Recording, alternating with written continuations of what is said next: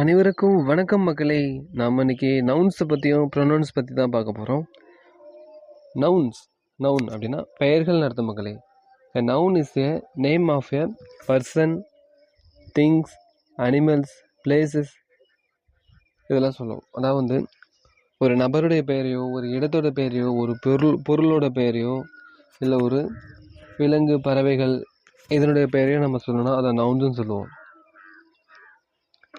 இப்போ example money அப்படின்னா மணின்னு ஒரு பர்சன் இருக்காங்க, ஒரு நபர் இருக்காங்கன்னா என்னோட பேர்.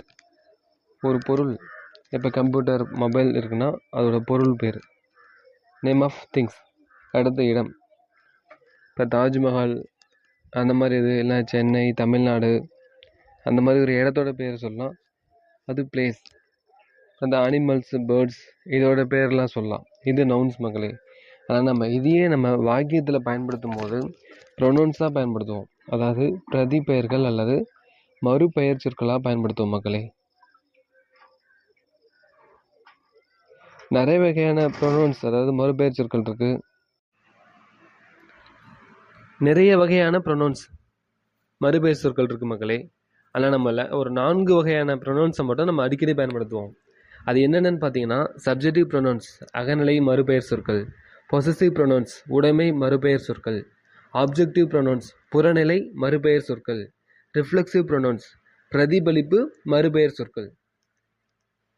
சப்ஜெக்டிவ் ப்ரொனவுன்ஸ் அகநிலை மறுபெயர் சொற்கள் அப்படின்னா நம்மளை பற்றியோ இல்லை மற்றவங்கள பற்றியோ நம்ம டைரெக்டாக சென்டென்ஸில் சொல்கிறது மக்களே.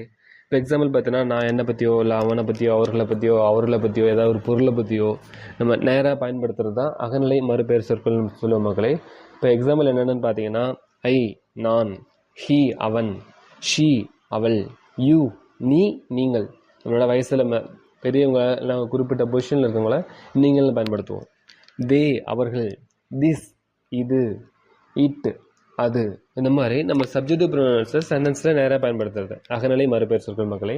அடுத்து பொசசிவ் ப்ரொனவுன்ஸ் உடைமை மறுபெயர் சொற்கள்னால், இப்போ என்னுடையது, அவர்களுடையது, அவளுடையதுன்னு நம்ம பயன்படுத்துவோம் இல்லைங்களா சென்டென்ஸில். இட்ஸ் ஹேர் பென்,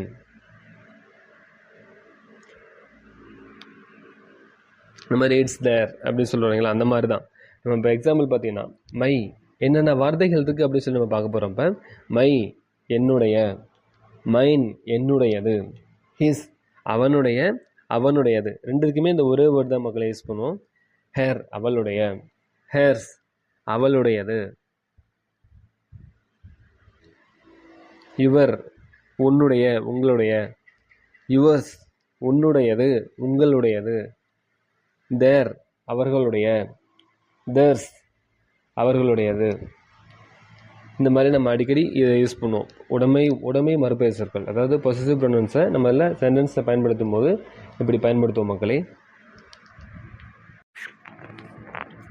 அடுத்தது ஆப்ஜெக்டிவ் ப்ரொனவுன்ஸ் புறநிலை மறுபெயர் சொற்கள்.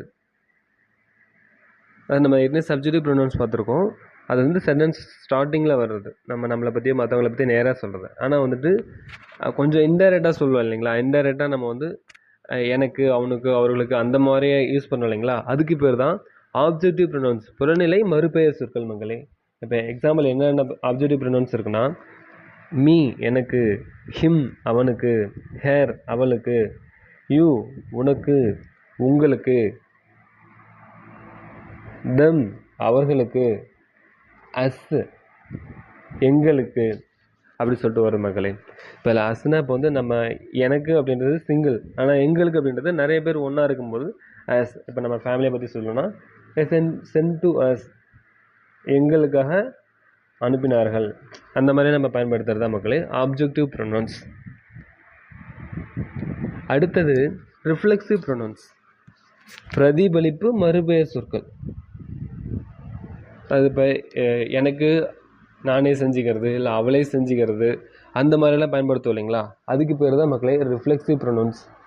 இப்போ மை செல்ஃப் எனக்கு நானே, ஐ இன்ட்ரடியூஸ் மை செல்ஃப்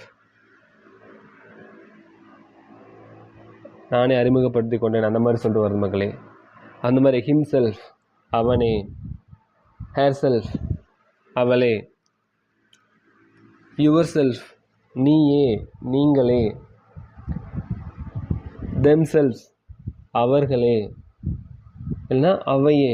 இப்போ நம்ம இப்போ 3ஆம் பால் இருக்கு இல்லைங்களா, இப்போ அந்த விலங்குகள், பறவை இனங்கள் அந்த மாதிரிலாம் இருக்குல்ல, அந்த மாதிரி பயன்படுத்தும் போது தெம் செல்ஸ் அவர்களே, அவையேன்னு சொல்லிட்டு வரும். அடுத்து அவர் செல்ஸ் நாமே,